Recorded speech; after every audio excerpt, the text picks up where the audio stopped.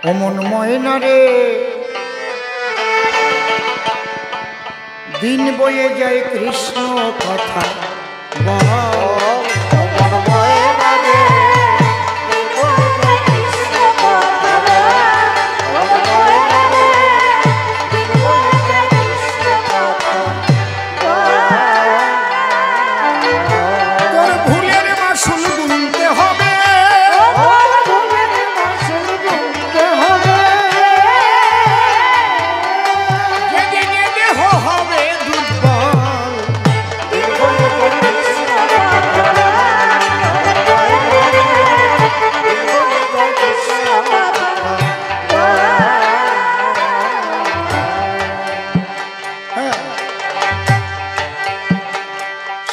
জনার দলে মিশে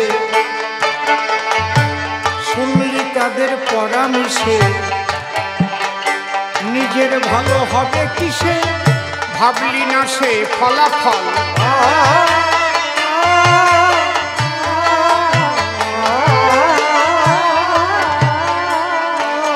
ময়না 16 জনের ঠিক আছে দলে মিশে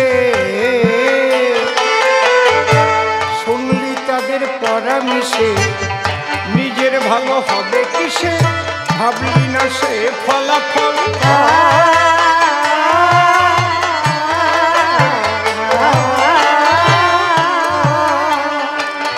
ময়না এখনো তোর সময় আছে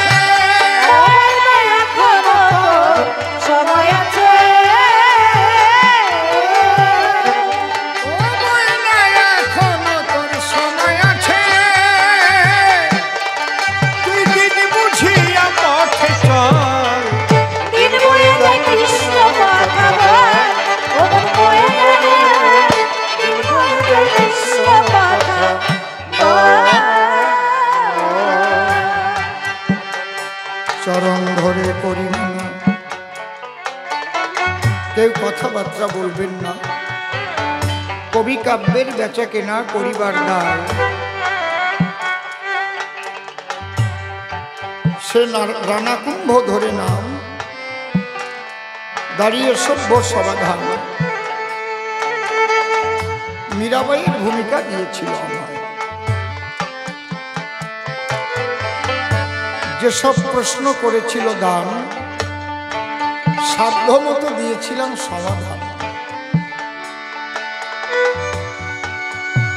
তার বিরুদ্ধে সভায় এসে সে অনেক কথা কয় আমি প্রত্যেকটা ধরে ধরে জবাব দেব এই আসলে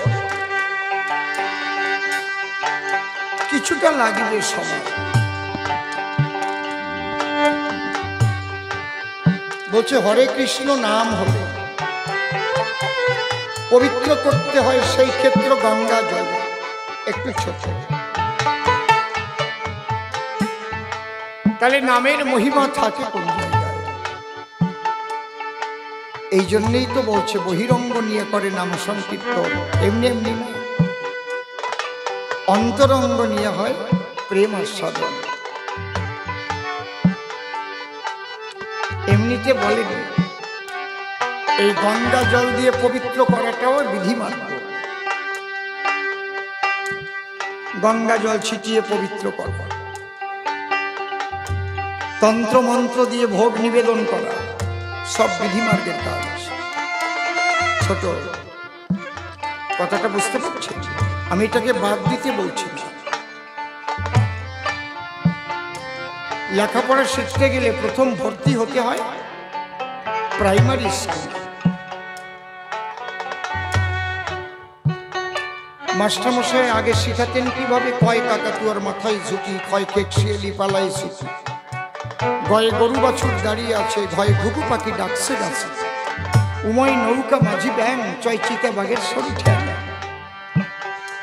ছয় ছাগল ছানা লাফিয়ে চলে জয় জাহাজ ভাসে সাগর জল ঝয় ঝাড়ু হাতে এলো কানাই ইয়াই চড়ে নাচছে দোহাই মনে আছে তো টয় টিয়া পাখির ঠোঁটটি লাল টয় ঠাকুর দাদার শুকনো ডাল জয় ডুমুর কাঁধে বেহারা যায় ঢয় ঢুলি ভায়া ঢোলক বাজায় মনে আছে ক খ সরেওয়া বানান ফলা শেখার পরে তারপরে শব্দ তৈরি শেখায় নাকি? ধর কর বল গাড়ির বাড়ি শব্দতে যখন পাকা হয়ে যায় তখন কয়েকটা শব্দ দিয়ে ছোট বাক্য শেখায়। আমি বাড়ি যাই, সে ভাত খায়, ছোট ছোট ছোট ছোট কবিতা আছে সেগুলো দেয়। ধীরে ধীরে ধীরে ধীরে ক্লাস 2 থেকে প্রথম তো এইগুলো শেখার পরে অনে ওঠে। আগে অনে উঠবার সময় আমরা বলতাম কাগজ নেওয়া। মন দিয়ে করো সবে বিদ্যা উপার্জন, সকল ধনের সার বিদ্যা মহাধন। এই ধন কেহ নাহি নিতে পারে কেড়ে, যতই করিবে দান তত যাবে বেড়ে। খই চিড়ে দই এগুলো নিয়ে যেতাম। এখন তো আর সেই সংস্কৃতি নাই। হ্যালো, ক্লাস 2-তে গিয়ে আমরা বেশ ছোট ছোট কবিতা পেলাম। ধীরে ধীরে ধীরে ধীরে কঠিনের দিকে চলে যাচ্ছে। 2, 3, 4, 5, 6, 7, 8, 9, 10, 11, 12 তারপরে বিএ এমএ। ওই যে কাকাতুয়ার মাথায় জুটি কি আর থাকে? এইটা রিসাউন্ড হচ্ছে। থাকে কি ওই ক কি আর থাকে? ও বাবা, কত পেশাইয়ে পেশাইয়ে লেখে। কায় দেখো তো, ওই বিধিমার্গ শেষ হয়ে গেছে। বুঝতে পারছেন কি? আমি কিন্তু বিধিমার্গকে অবজ্ঞা করছি। ওটা লাগবে, লাভ দিয়ে আগে আপনি এমএ ক্লাসে ভর্তি হতে পারেন না, রাগমার্গে যেতে পারবেন না।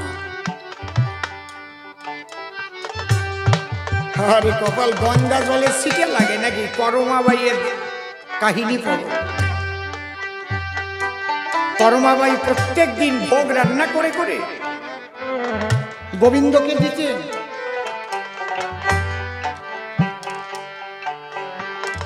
ওই দিন দেরি হয়ে গেছে উঠতে, বাসি কাপড় টাপড় পাল্টায় নাই, দাঁত মাজতেছিল নিম গাছের ডাল দিয়ে, ওই দিয়ে দাঁত মাজতেছে আর ঘুরতেছি খিচুড়ি। বুঝতে পারছেন? দেরি হয়ে গেছে আমার গোপাল সেবা।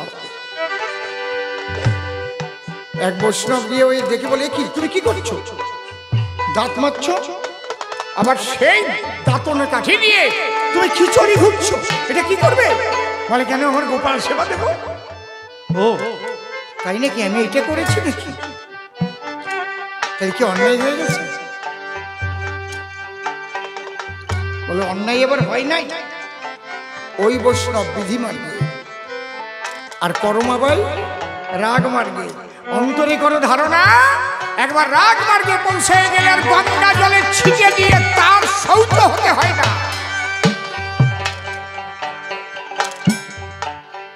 বুঝলে? কিন্তু আমি কোনোটাকে অবজ্ঞা করলাম না। একটা নারকেল তো খান আপনারা। প্রথম যেটা হয় মুসিবাদ দিয়ে কি নারকেলে যাওয়া যায়? যাওয়া যাবে? এরকম গুটি গুটি ধরে, তারপরে আস্তে আস্তে বড় হওয়ার পরে একটু একটু জল হয় ভিতরে। কোনোটাকে অবজ্ঞা করা যাবে না। এই জন্যই চৈতন্য চরিতামৃতে লিখেছে, কাম লাগি কৃষ্ণ ভজে পায় কৃষ্ণ রসে, কাম ছাড়ি দাস হইতে হয় অভিলাষ। আগে মানুষ কামনা নিয়ে যায়, বিধিমার্গ নিয়ে যায়, তারপরে বিশুদ্ধ প্রেম প্রাপ্তির পরে বিধিমার্গের উপরে রাগ মার্গে চলে যায়। গৌর হরি বল, গৌর হরি বল। তাদের নিয়ে হয় প্রেম আস্বাদন। রাগ মার্গের ভক্ত ছাড়া আপনার প্রেম আস্বাদন হবে না, বিভিন্ন বাধা দেবে।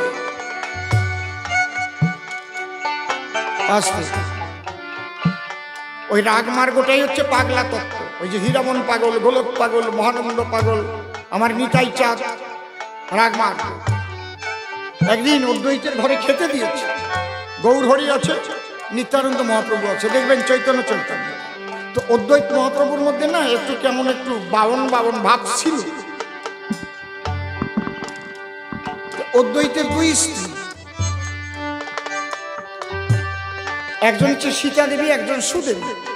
সুদেবী খুব রান্না করতেন ভালো, ছোট। এবার সেবায় বসেছে তিন মহাপ্রভু। চৈতন্য লীলায় কিন্তু মহাপ্রভু তিনজন, আর একজনও মহাপ্রভু না। কে কে? অদ্বৈত মহাপ্রভু, গৌরাঙ্গ মহাপ্রভু, নিত্যানন্দ মহাপ্রভু। গোসাই কয়জন? গোসাই কয়জন? 6 জন। কবিরাজ 8 জন, মহন্ত 64 জন। এবার সেবায় বসেছে। নিত্যানন্দ মহাপ্রভুকে বলা হতো অবধূত। উনি ভাত টাত মেখে খাচ্ছেন, পাগলা ভাত, এই জন্য পাগলা নিতাইও বলা হতো। ওই এটো ভাত সারা ঘর ভরে ছিটিয়ে দিয়েছে। ঘরের মধ্যে ঠাকুরের সমস্ত ছবি টবি, আসনটা শোনা। অদ্বৈত মহাপ্রভু বলছে, কি করলি তুমি? কি করলে? সর্বনাশ করে দিলে। হ্যাঁ, আজকে আমি তোমার জাত মারার জন্য আসছি। তোমার মধ্যে একটু ওই জাত জাত ভাব আছে, বুঝতে পারছে?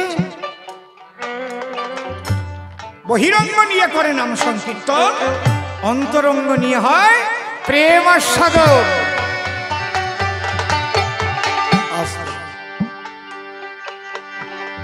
আমার কথার মর্ম যদি বোঝো, এখান থেকে বুঝে নিও। আর একটা কথা বলি, কবি গান গাইতে গেলে বিরুদ্ধে আমিও যখন দাঁড়াই, কমে ছাড়ি নাকি আমি? কিন্তু মনে প্রাণে কোনোদিন কৃষ্ণ নিন্দা করবে না, মনে প্রাণে। কবি গান গাওয়ার খাতিরে বিপক্ষে দাঁড়ালাম আসলে। কারণ আমি ছোট দাদু যখন প্যারালাইসিস হয়েছিল, নিশিকান্ত সরকার, আমি দেখতে গেছিলাম। গিয়ে বললাম, দাদু কেমন আছেন? ভালো নেই, ভালো নেই, ঠিক যে কয়টা কথা বলেছিল, ভালো নেই, ভালো নেই। দাদা যখন কৃষ্ণ কথা বলে দু চোখের জলে ভাসতেন, আমি মনে প্রাণে ব্যঙ্গাত্মক ভাবে তার বিরোধিতা করেছি। তার জন্য আমার এই অঙ্গ বৈকল্য হয়েছে। দু চোখের জল ছেড়ে দিল।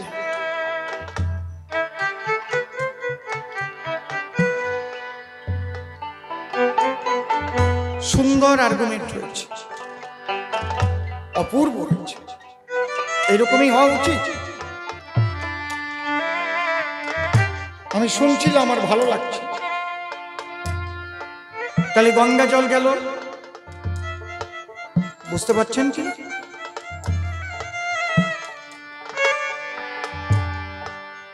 বলছে বেদ বেদান্তে কৃষ্ণ নাম নাই, থাকবে কেন? কৃষ্ণ নাম তো বেদাতীত। কৃষ্ণ নাম হচ্ছে বেদাতীত। চৈতন্য চরিতামৃত পড়ো, কেশাগ্র শতেক ভাগ 15% করি, তাহার সম সূক্ষ্ম জীবের স্বরূপ বিচারি। তার মধ্যে স্থাবর জঙ্গম 2 ভেদ, জঙ্গমে তির্যক জলচর স্থলচর ভেদ। তার মধ্যে মনুষ্য জাতি অতি অল্পতর, ম্লেচ্ছ পৌলিন্দ বৌদ্ধ সব। তার মধ্যে কিছু আছে মুখে বেদ মানে, বেদ নিষিদ্ধ কর্ম করে ধর্ম নাহি বলে। ধর্মচারী মধ্যে আছে বহুত কর্মনিষ্ঠ, কোটি কর্মনিষ্ঠ মধ্যে এক জ্ঞানী শ্রেষ্ঠ। কোটি জ্ঞানী মধ্যে আছে একজন মুক্ত, কোটি মুক্ত মধ্যে দুর্লভ এক কৃষ্ণ ভক্ত। কৃষ্ণ ভক্ত নিষ্কাম, অতএব শান্ত, ভুক্তি মুক্তি সিদ্ধিকামী, সকলেই অশান্ত। এই জন্য বেদে কৃষ্ণ নাম থাকবে না। হ্যাঁ, বেদে এক কৃষ্ণ নাম আছে, সে হচ্ছে কৃষ্ণাসুর। এক অসুর ছিল কৃষ্ণাসুর। এটা নিয়ে ওই যে দীনকৃষ্ণ ঠাকুর অনেক কথা বলছে, অসুর ছিল কৃষ্ণ, বেদের মধ্যে আছে না, সে কৃষ্ণ। আর বৃন্দাবনের কৃষ্ণ এক না। বৃন্দাবনে অপ্রাকৃত নবীন মদন, কাম বিষ কাম গায়ত্রী, যাহার উপাসন, হরিবল হরিবল। এমনকি দ্বারকার কৃষ্ণ, আর মথুরার কৃষ্ণ আর বৃন্দাবনের কৃষ্ণ এর মধ্যেও পার্থক্য আছে। দ্বারকা মথুরায় হচ্ছে ঐশ্বর্যের কর্তা বিষ্ণু শক্তি নারায়ণ। দেখবেন পরিষ্কার লেখা আছে, স্বয়ংয়ের অবতার হয় যেই কালে অন্যান্য অবতার তাহে এসে মিলে। স্বয়ংয়ের কার্য নয় ভুবার হরণ, কৃষ্ণ দেহে বিষ্ণু করে অসুর সংহারণ। যিনি মাধুর্য মণ্ডিত বাসির কিশোর, ওই যে শ্রীনিবাস কাকার যে গানটা গেয়েছে, তিনি কখনো বৃন্দাবন পরিত্যাগ করেন না। তিনি বলেছেন সর্বদাদি ভুজং কৃষ্ণ ন কদাপি চতুর্ভুজ, বৃন্দাবনং পরিত্যাজ্যং পাদমেকং ন গচ্ছামি। এই জায়গায় দাঁড়িয়ে ঠাকুর ভবা পাগলা গান লিখেছে, এখনো সেই বৃন্দাবনে বাঁশি বাজে রে, এখনো সেই বৃন্দাবনে বাঁশি বাজে রে, এখনো সেই বৃন্দাবনে বাঁশি বাজে রে। শ্যামের বাঁশি শুনে বনে বনে, বাঁশি শুনে বনে বনে ময়ূর নাচে রে, বাঁশি বাজে রে, এখনো সেই বৃন্দাবনে বাঁশি বাজে রে, এখনো সেই বৃন্দাবনে বাঁশি বাজে রে। দেখবেন যুদ্ধের পরে অর্জুন শ্রীকৃষ্ণকে বলেছিল, খুব ভালো ভালো কথা শুনছিলাম, যুদ্ধক্ষেত্রে বসে আমাকে আরেকবার শোনাও সখা। তখন কৃষ্ণ বলেছিল, আমার আর বলার শক্তি নেই। কেন? নচ শক্তুং পুনর্বক্তুং। আপনারা অনুগীতা পড়ে দেখবেন, এই কৃষ্ণ সেই কৃষ্ণে নিত্য করে ধ্যান, ধ্যানের মধ্যে গড়ে সেই নিত্যের সোপান। এই যে যোগ আর বিয়োগ, যোগের দ্বারা যিনি মাধুর্যমণ্ডিত কৃষ্ণ তিনি মহাবিষ্ণু স্বয়ং হরি। ও বলছে হরি নাম নাকি কালী থেকে এসেছে। আরে আমার কপাল রে, তাহলে তোমার চণ্ডী মিথ্যা হয়ে যায় না? দুর্গার ভ্রুকুটি থেকে কালীর সৃষ্টি লেখা রয়েছে। কি লেখা? ভ্রুকুটি কুটিলা ততস্য ললাট ফলকাদ্রুতম কালী করালো বদনম বিনাশকান্তে সীতাশিনী। দেখবেন অনেক ক্যালেন্ডারে দেখা যায় কালী, দুর্গার এখান থেকে একটা জ্যোতির মধ্যে দিয়ে কালী বেরোচ্ছে। দেখেছেন আপনারা? দেখেছেন কি দেখেননি বলুন? কথা বলছেন না কেন? দেখেছেন কি? হ্যাঁ, তাহলে বলুন। আমি চণ্ডীর শ্লোক বলছি, আমি বানিয়ে বানিয়ে কথা বলো মানুষ। ভ্রুকুটি কুটিলা ততস্য ললাট ফলকাদ্রুতম কালী করল বদনন্দ বিনাশকান্তা সীতাশিনী। যে কালীর পূজা করো ওই কালী, আর আদ্যা শক্তি মহামায়া, পার্থক্য আছে বাবা। মায়া মহামায়া আর যোগ মায়া। চৈতন্য চরিতামৃত খানা ভালো করে পড়ো, তাহলে খুব ভালো করে এর ডিফারেন্সটা বুঝতে পারবে। চৈতন্য চরিতামৃত খানা ভালো করে যদি পড়ে তাহলে বোঝা যাবে মায়া কি, মহামায়া কি, আর যোগ মায়া কি চলাচলে। সবটার সাথে সবটা গোলাইয়া না, বুঝলে? শাশুড়ি আর বউ দুইজনই মেয়ে মানুষ, কিন্তু শাশুড়ি বউ হয় না।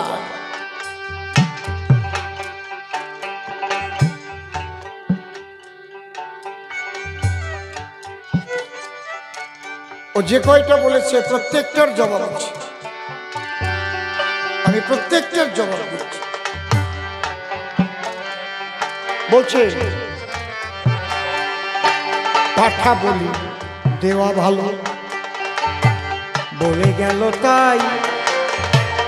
পাঠার স্বভাব ভালো না, তাই কেটে খাই।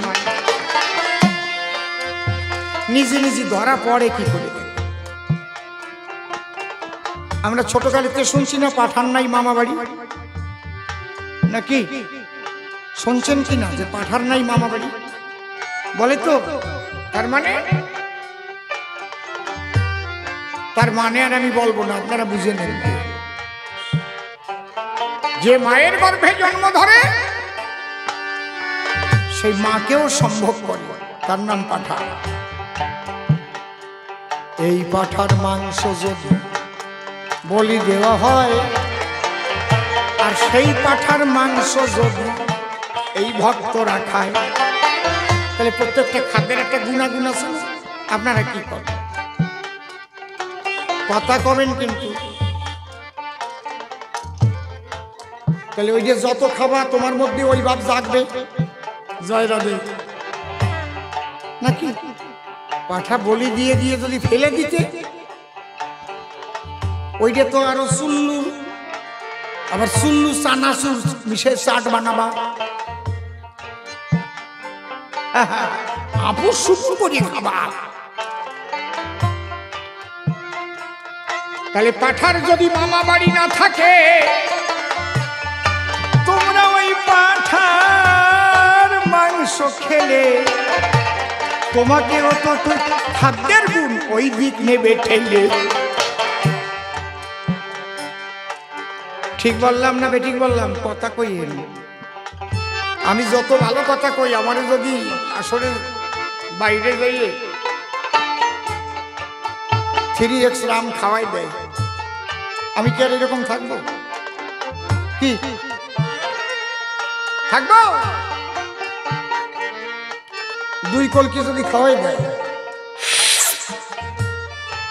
চোখ কুচিয়ে মাছের মতো হয়ে যাবে। ঠিক পাইছে? খাদ্যের গুণ আছে না? খাদ্যের গুণ আছে না? পটল ভাজা খান, তার একটা খাওয়ার গুণ আছে। পাতা খান, তরকারি রান্না করে লতা, যদি পটলের শিকড় খাওয়াই দেই আর আপনি নেই, কি এর নাম কবি গান। ও যখন বলবে মনে হবে ওটাই প্রধান, কিন্তু যখন করবে জবাব দান তখন হবে সত্য উদ্ঘাটন। এই জন্য সাধু গুরু বৈষ্ণব যারা খাদ্য বিচার করতে বলেছে, তুমি যদি সাধনা করতে যাও তাহলে খাদ্যের গুণ জেনে খাদ্য খাও, গুণাগুণ বিচার করে খাও। যাদের ইউরিক অ্যাসিড বেশি হয়, ডাক্তার কি কখনো কয় মুসুরির ডাল খাইও বেশি করে? কি কেন কয় না? কেন? মুসুরির ডাল খেলে পরে ইউরিক অ্যাসিড বেশি বাড়ে, তাই তো নাকি? যাদের সুগার হয় তাদের ডাক্তার কয় নাকি ডেলি অন্তত 8টা 10টা করে রসগোল্লা খেয়ে? একজনের সুগার হয়েছে, ডাক্তারবাবুর কাছে গেছে, ডাক্তার দেখে ফাস্টিং 250, পিপি 400। বলছে তুমি কি খাও? সকালবেলা 40 খানা রুটি খাই ছোট, আর দুপুরবেলা 2 কেজি চালের ভাত খাই, আর রাত্রি খান্তির শীত রুটি খাই। কয় হতে কাজ হয় না? একদম না। সকালে 4টে রুটি খাবা, আর দুপুরবেলা 2 চামচ ভাত খাবা, 2 আপা, আর রাত্রি 3 খান রুটি খাবা। 1 মাস খাবার পরে রাখতেছে ডাক্তারের ধারে, দেখে সুগার আরো বাড়িছে। কয় না, তুমি সকালে 1 খান রুটি খাবা, রাত্রে 1 খান রুটি খাবা, দুপুরে 1 আতা ভাত খাবা। আবার খাইয়ে 1 মাস পরে যে দেখে আরো বাড়ছে। ডাক্তার চিন্তায় পড়ে গেছে, বাড়ার কথা না। কয় তুমি সকালবেলা কোন সময় খাও? বলে ঠিক আপনি 9টার সময় খেতে বলছেন। কয় যাও, আজকে তোমার কিছু বলবো না, তোমার ওষুধ কালকে দেব। ঠিক 9:45 ডাক্তার ওর বাড়ি ঢুকেছে, যাইয়ে দেখে রুটি 1 খান বানাচ্ছে, বেলতেছে, আর তাফালে ভাজবে। ওটা কি বানাচ্ছিস? 40 খান রুটিতে যে আটা লাগতো ওইটা দিয়ে 1 খান বানাইছি। আপনি তো খানে কুমাতি কইছেন, পরিমাণে তো কুমাতি কম নাই। কই দুপুর বেলা কি করিস? কই ওই এক আটা ভাত খাই, 2 কেজি চালির ভাত ধরে ওই মাথা বানাই নিছি একটা, এক আটা ভাত। এই ফাজিলির কোনোদিন রোগ সারে?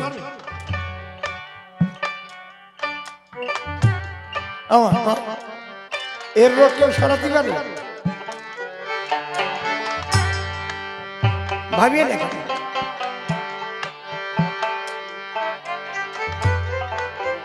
এই জন্যে পাঠা বলি দিয়ে পাঠার মাংস খাওয়া উচিত নয়।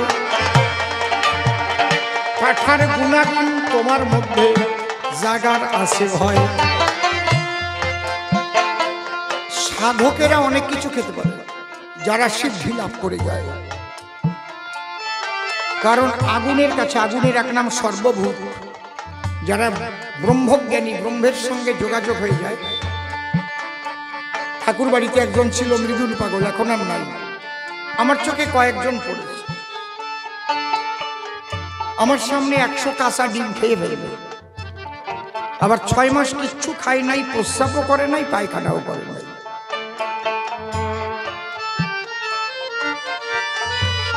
এদের কিন্তু এই জায়গা টেনে আনলে হবে না, বুঝতে পারছেন? আমরা যে আলোচনাগুলো করছি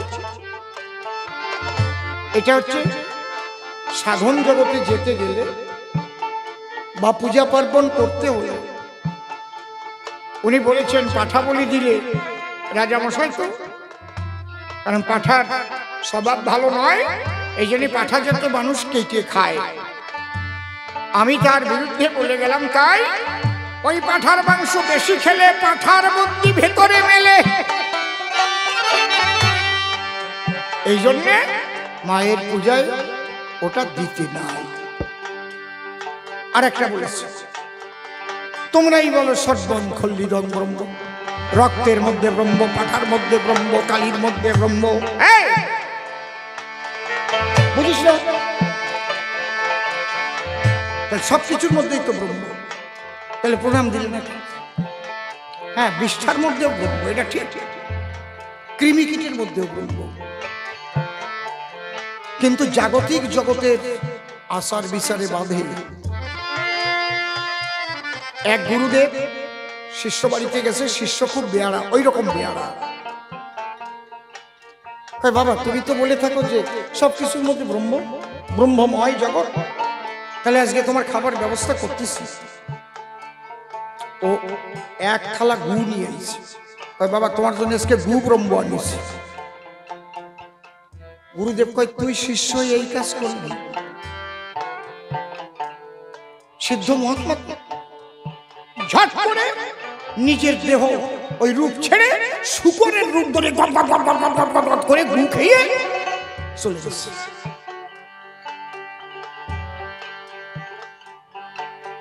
গু হচ্ছে শুকরের খাদ্য, ওটা তো মানুষের খাদ্য না। মানুষ ব্রহ্ম, শুকর ব্রহ্ম, সবই ব্রহ্ম। বোঝা গেল কি? সবই ব্রহ্মময়।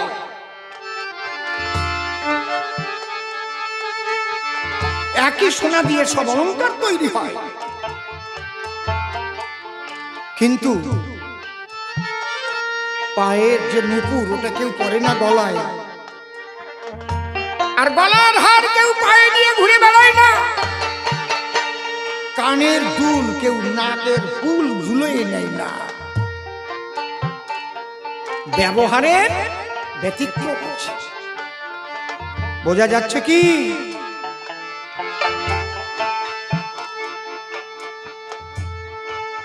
তুমি কোন জায়গায় আছো সেই বিচার করো। কোন জায়গায় বসে নাচো? তুমি কোন জায়গায় আছো আর কোথায় বসে নাচো? তোমার বোধ বুদ্ধি কোন জায়গায়? তুমি এখনো পাঠা বলি বাদ দিতে পারোনি, আর তুমি বলছো ব্রহ্মময় জগৎ। ব্রহ্মময় জগৎ এটা ঠিক, এক ব্রহ্ম, দ্বিতীয় নাস্তি, ভেদ জ্ঞানে হয় জীবের শাস্তি। সেই ব্রহ্মেরই পঞ্চশক্তি 5 প্রকার। একে উপনিষদে বলছে পাঞ্চীকরণ। কি? ক্ষিতি অপ্তেজ মরুদ্ভূম।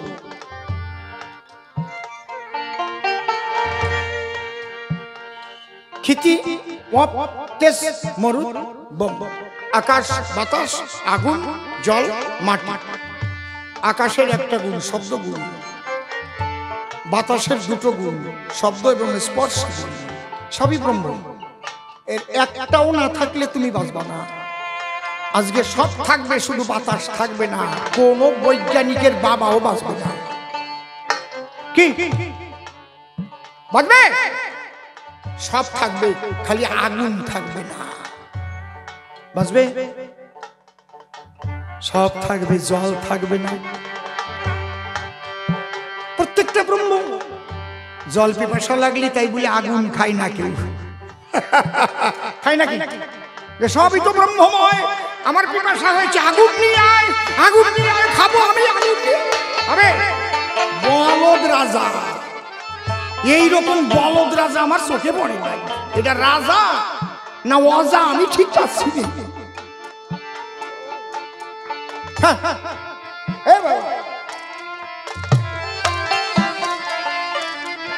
সবই তো ব্রহ্ম। ঢোল ব্রহ্ম, ওই দুই তালা ব্রহ্ম, কাঠি ব্রহ্ম, শ্যামল ব্রহ্ম, সব ব্রহ্ম। কিন্তু বাজনা তুলতে গেলি ওইটা চড়া রাখতে হবে, ওটা চড়া ব্রহ্ম, এইটা ডিমিয়া ব্রহ্ম। কি? আর কাঠি ব্রহ্ম লাগবে। বিধি ধাধা ভিন্না তিতা নাক কেটে কেটে ভিন্না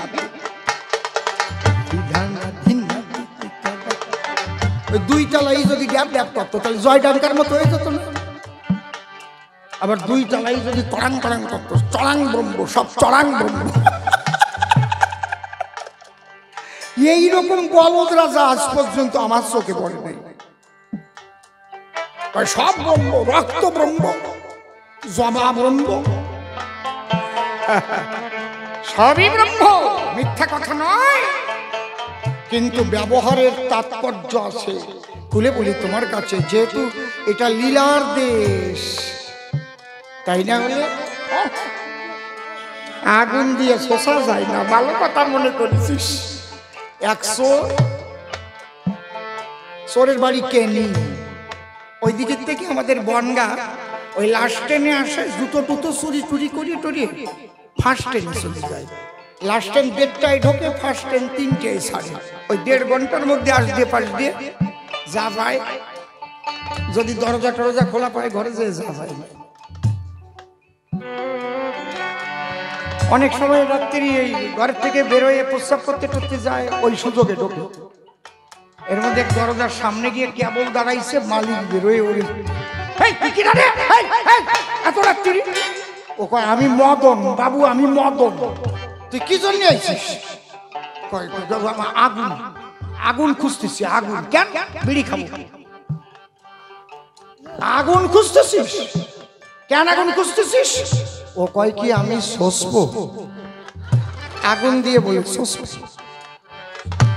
আগে এইবার ঠিক পাইছে। যদি কত বিড়ি খাবো তাও তো বাঁচিয়ে যেত। তাই আমি আগুন দিয়ে শোষবো। আগুন ব্রহ্ম দিয়ে কি আর জল শোষ করা যায়? ওই রাজারে কালকের থেকে আগুন দিয়ে শোষাবো, পোড়াইয়া শেষ করে দেবো।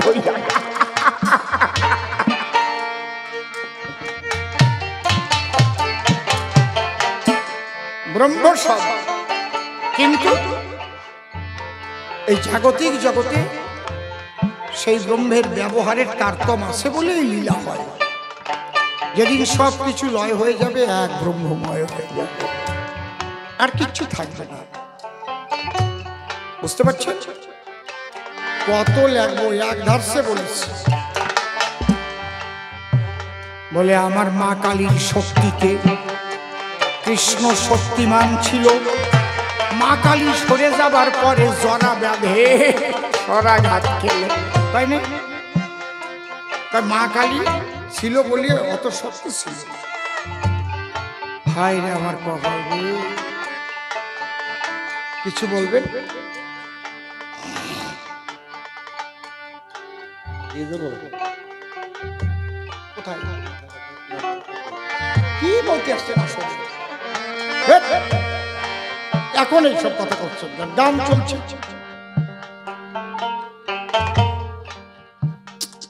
সত্যি তোমায় আপনারা, আমি অতক্ষণ ঘরে বসে থাকলাম, তখন কি করেছি? বাড়ি যাওয়ার খুব ইচ্ছে ছিল না এখন।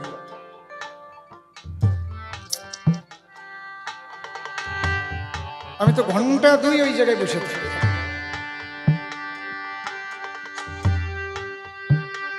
বেশি সময় গান গাওয়া হয়ে যাচ্ছে তো, ওনাকেও বাড়ি যেতে হবে। জবাবগুলো দেই, আমি আবার জবাব না দিলে আমার ঘুম হয় না। ঘুমের ঘরে কেন না আবার কবি গান গাওয়া আরম্ভ করে দিই।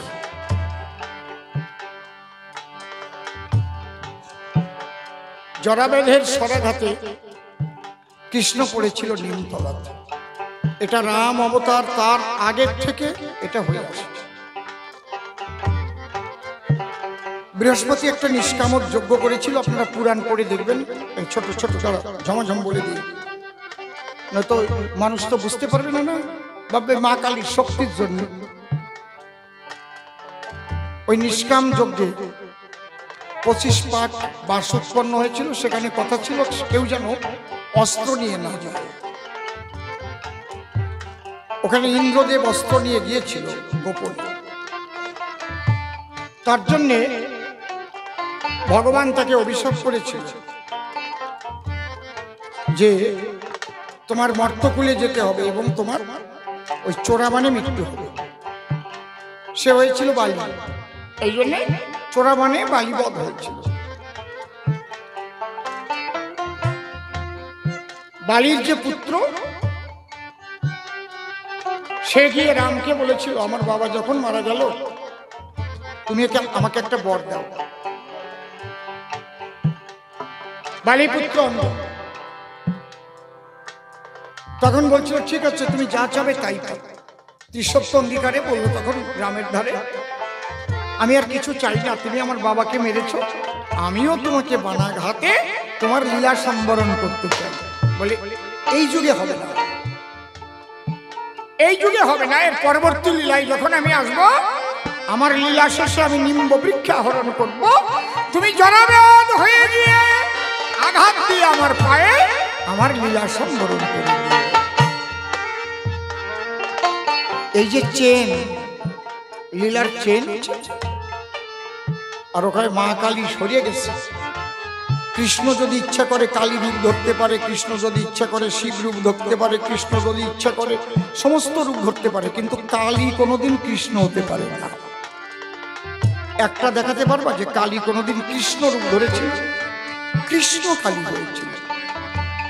100 টাকার নোটের ভিতরে 10 টাকা আছে, 50 টাকা আছে, 1 টাকা আছে, 2 টাকা আছে, 20 টাকা আছে, আছে কিনা? কিন্তু 50 টাকার মধ্যে 100 টাকা আছে, আছে। এই জন্য চৈতন্য চরিতামৃত লিখেছে দুগ্ধ যথা অম্ল যোগে দধি নাম ধরে। আবার শোনেন, দুগ্ধ যথা অম্ল যোগে মানে দুধের মধ্যে টক দিলে, দুগ্ধ যথা অম্ল যোগে দধি নাম ধরে, দুগ্ধান্তর দধি কভু দুগ্ধ হইতে না রে। একবার যদি দুধ থেকে দই হয়ে যায়, সেই দই আর কোনোদিন দুধ হতে পারে না। বোঝা যাচ্ছে? নিধুবনে কৃষ্ণ কালী হয়েছে। তুমি একটা দেখাতে পারবে রাজা যে তোমার কালী কোথাও কৃষ্ণ হয়ে দাঁড়িয়েছে? পাবে না। তাহলে লীলা মিথ্যা হয়ে যায়, শাস্ত্র মিথ্যা হয়ে যায়, তত্ত্ব মিথ্যা হয়ে যায়। দুগ্ধ যথা অম্ল যোগে দধি নাম ধরে, দুগ্ধান্তর দধি কভু দুগ্ধ হইতে না। এই জন্য তুমি যেটা বলছো ওটা ঠিক নয়। কারণ শৈলী মহাবিষ্ণু সাহিত্য ছিল। ভাবিতে ভাবিতে মহাবিষ্ণুর অঙ্গ হতে ঝরে পড়ল এক বিন্দু ঘাম, তাহা হইতে জন্ম লইল আদ্যা শক্তি নাম। আর নাভিপদ্ম থেকে প্রজাপতি ব্রহ্মা সৃষ্টি হয়। আর দুই কর্ণ থেকে কি তৈরি হয়েছিল বলো, কেউ জানো কিনা? দুই দত্ত, আরে মধু কৈট, মনে নাই? করে দেখুন, ভাবিতে ভাবিতে মহাবিষ্ণুর অঙ্গ হতে ঝরে পড়লো এক বিন্দু ঘাম, যাহা হইতে জন্ম লইল আদ্যা শক্তি নাম।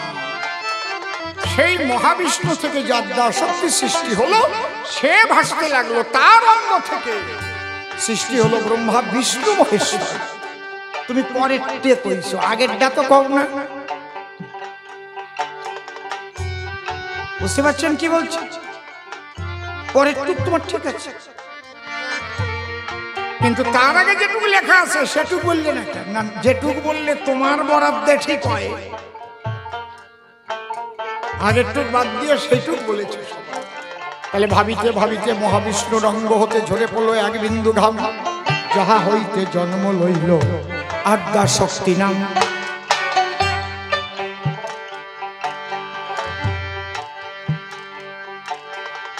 কৃষ্ণকে ভালোবাসলে কানতে হয় ব্রজগোপীরা, এ যদি খুঁটে খুঁটে জবাব দিতে হয় রাত ভরিয়ে লেগে যায়। আমি লিখে রাখছি, আমি খুব মনোযোগ দিয়ে কবি গান শুনি। আমার মনে হয় আমার মতো শ্রোতা আপনারা একজন, আমার কাছে কেউরে যেতে দিই না, চুপচাপ বসে বসে শুনি, যার সাথে গান হোক না কেন। এটা আমার গুরুদেব শ্রদ্ধেয় রসিকবাবু বলে গিয়েছে, নিজের কানে গান শুনবে, কাউকে লিখতে দিয়ে তা হবে না। তোমার বিপক্ষ কবি কোন সুরে বলছে, কোথায় আঘাত করছে, সেই অনুপাতে তোমাকেও সুর ব্যবহার করতে হবে। তুমি যদি নিজের কানে না শোনো, লিখিয়ে রাখলো হয় না। বুঝতে পারছেন কি বলছি? এই জন্য প্রত্যেকটা আমি লিখে রাখছি। মোটামুটি একটা বড় প্রশ্ন আছে, ওইটা জবাব দিয়ে শেষ করবো। যে তোমার বাড়ি কেন আকবর ঢুকলো তোমার ঘরে? না, তোমার রাজপ্রাসাদে আকবর ঢোকেননি, আরো আকবর কিনা তাও আমি জানি না, কারণ আমি বসে বসে গাইতেছিলাম কৃষ্ণ নামের গান। আমার দুই নয়নে ঝরেছিল বান। ওই পথ দিয়ে সম্রাট তানসেন যখন আকবরের সভায় যায়, আমার গান শুনে সে ভাসে নয়নের ধারে। আমি এগুলো কিচ্ছুই জানি না। যখন সম্রাট আকবরের সভায় তানসেন গেল, তানসেনকে বিমর্ষ দেখে বলল, পণ্ডিত কি আজ আপনার নয়নে অশ্রু যে? বলে, আমি আর গান গাইব না। কেন? আমার গানে আগুন ধরে, আমার গানে বৃষ্টি পড়ে, কিন্তু পাষাণ মন বিগলিত করে ঈশ্বরমুখী করার মতো গান আমি শিখেছি। সেই গান আমি আজ শুনে এসেছি। কে গায়? মীরাবাই, পথের পাশে সর্বদা। ওকে একটু খবর দেবে আমার সবাই? না, তোমার সবাই সে কখনো গান শোনাতে আসবে না। বলো কি? আমি ভারতের সম্রাট আকবর, আমি দিলে খবর আসবে না? বৃথা আফসোস, বৃথা আফসোস। কেন? আপনি ভারতের সম্রাট, আর মীরা যাকে গান শোনায়। ভারত পৃথিবীর একটা দেশ, পৃথিবীর সূর্যের একটা গ্রহ, সূর্যের একটা সংসার আছে গ্রহ উপগ্রহ নিয়ে, তাকে বলে সৌরজগৎ। এরকম অনন্ত সৌরজগৎ আছে, অনন্ত গ্রহ নক্ষত্র আছে। সেই অনন্ত কোটি ব্রহ্মাণ্ডের মালিক যিনি, তিনি শ্রীকৃষ্ণ, তাকে গান শোনায় মীরাবাই।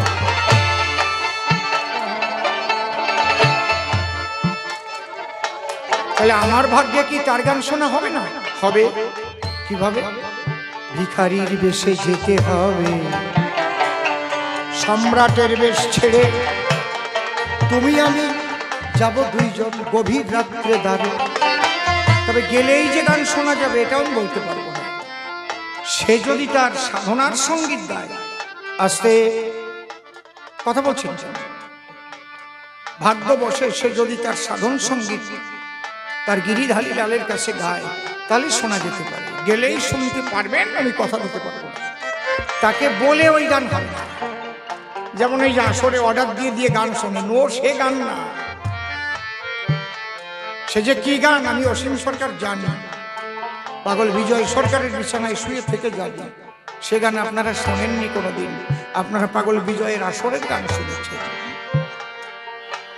প্রতিদিন ভোর 4টের সময় উঠে ঈশ্বরের সঙ্গে তার যে আদান প্রদান সঙ্গীতের মাধ্যমে, সে গান আপনারা শোনেন।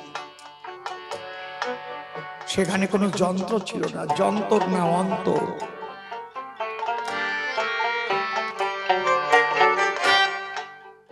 দু চোখের জলে শিশুর মতো কাঁদতেন, শিশুর মতো, শিশু যেন কার সঙ্গে কথা বলছে, কত কাছে।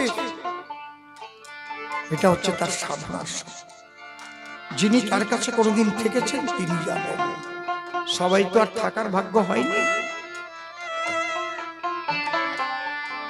সম্রাট আকবর কহে গান শুনিতে যাব, সম্রাটের বেশ ছেড়ে আমি ভিখারির বেশ ধরি। ভিখারির পোশাক পরে ওরা দুজন আমার দ্বারে এসেছে। আমি কি করে বুঝবো কে সম্রাট? বলেছে না, আমাকে কেন বললো না? তুমি তো তোমার রাজপ্রাসাদের বাইরে পথের পাশে আমাকে ঘর বেঁধে দিয়েছ। আমি যখন গান গাচ্ছিলাম তানপুরা যন্ত্র ধরে আমার শ্রীকৃষ্ণ আমার গানের সুরে সুরে বাঁশি বাজাচ্ছে। ওই গান শোনার পরে পাগলের মতো হয়ে এসে তানসেনার সম্রাট কৃষ্ণ কৃষ্ণ বলে ওই ধরনের ধুলায় লুকিয়ে পড়ে।